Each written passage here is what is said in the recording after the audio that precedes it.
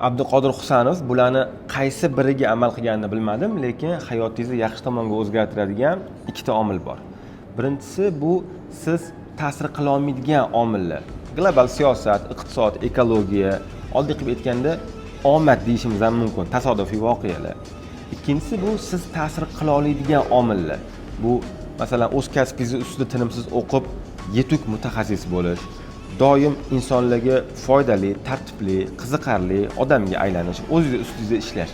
Ya'ni bu omadga tayyor bo'lish. Ko'pchilik insonlar omadni kutishadi.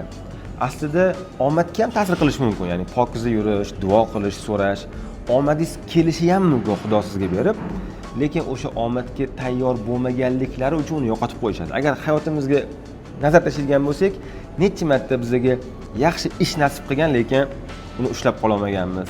Necha marta biz uchun foydali insonlar bilan uchrashganmiz, ular bilan bir qiziqarli suhbat uyushtirish uyat tursin, nima deyishni ham bilmaganmiz. Ya'ni omadga tayyor bo'la olmaganmiz.